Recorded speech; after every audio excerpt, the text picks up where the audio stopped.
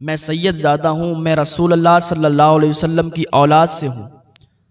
میرا پورا پریوار جنگل میں بھوکا پیاسا ہے، سیدہ فاطمہ الزہرا کی کنیزیں بھوکی ہیں، ہم ان کی اولاد سے ہیں، ہم کسی کے سامنے ہاتھ نہیں نہ پھیلا سکتے، ہم کسی سے بھیک تو نہیں مانگ سکتے، ہم کسی سے سوال بھی نہیں کر سکتے، حیا آتی ہے مجھے، ہم سید زادے ہیں۔ اور آپ کے دل میں ہم نے دیکھا ہے کہ سیدوں کے لیے بڑی محبت ہے، اسی لیے ہم نے آپ کو چیلنج دیا ہے۔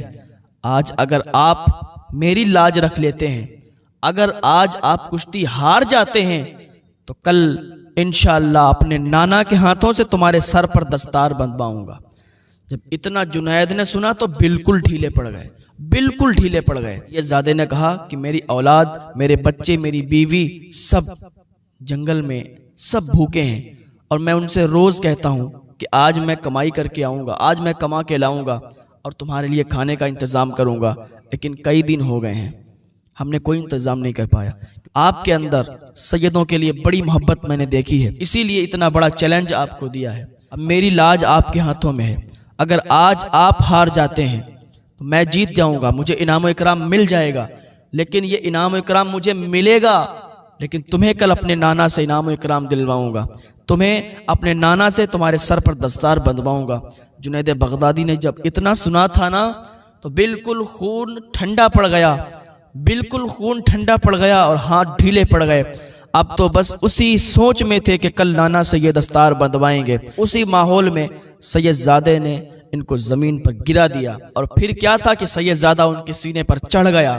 اور سارے لوگ دیکھ رہے تھے، آنکھیں پھٹی کی پھٹی رہ گئی تھیں کہ جنید پہلوان زمین پر گرا ہوا ہے اور وہ کمزور انسان ان کے سینے پر بیٹھا ہوا ہے اور اپنا پرچم بلند کر رہا ہے۔ وہ جیت گیا تھا، اس لیے کہ جنید بغدادی کو بس ایک ہی آواز اب گونج رہی تھی کہ بس کل میدان محشر میں حضور صلی اللہ علیہ وسلم سے اپنے سر پر دستار لوں گا۔ بس اسی میں آپ گم ہو گئے تھے، اور سید زادے نے آپ کو شکست دے دی تھی، جنید شکست پا گئے۔ اتنا بڑا پہلوان بغداد کا آج ایک لاغر، ایک کمزور انسان سے ہار گیا۔ لوگوں کی زبان پہ یہ تھا، لوگ مٹی ڈال کے جاتے تھے، لوگ مٹی پھینک کر جاتے تھے، جنید کو برا بھلا کہہ کے جاتے تھے، بادشاہ بھی جنید کو برا بھلا کہہ کے چلا گیا، اور اس لاغر سے کمزور انسان کو لوگ بہت ہی عزتوں سے نواز رہے تھے، انعام و اکرام سے نواز رہے تھے، اس کو بہت انعام و اکرام سے نوازا۔ وہ سید زادہ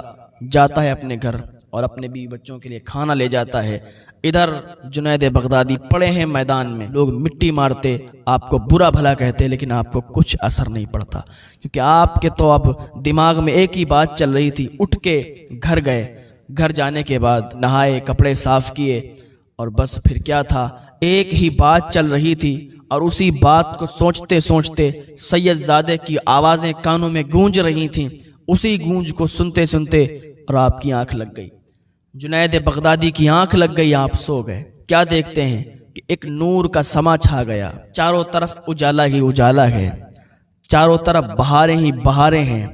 چاروں طرف روشنی ہی روشنی ہے۔ کیا دیکھتے ہیں کہ اتنے ہی دیر میں حسنین کے نانا جناب محمد الرسول اللہ صلی اللہ تعالیٰ علیہ وسلم تشریف لائے ہیں، اور کہتے ہیں جنید تو نے میری اولاد کا بھرم رکھا، تو نے میرے شہزادے کا بھرم رکھا ہے، تو جنید آجا، اور قیامت آنے سے پہلے ہی میں تیرے دستار باندھ رہا ہوں اپنے ہاتھوں سے، اور کل جب صبح ہوگی تو جو تیرے مٹی مار کے جاتے تھے، جو تجھے برا بھلا کہہ کے جا رہے تھے، بادشاہ بھی تجھے برا بھلا کہہ کے گیا تھا، جو تجھے برا بھلا کہہ رہے تھے کل تیرے دروازے پر کھڑے ہوں گے اور تجھے داد و تحسین سے نوازیں گے۔ جنید بغدادی ابھی خواب کی حالت میں حضور صلی اللہ علیہ وسلم کو دیکھ رہے ہیں،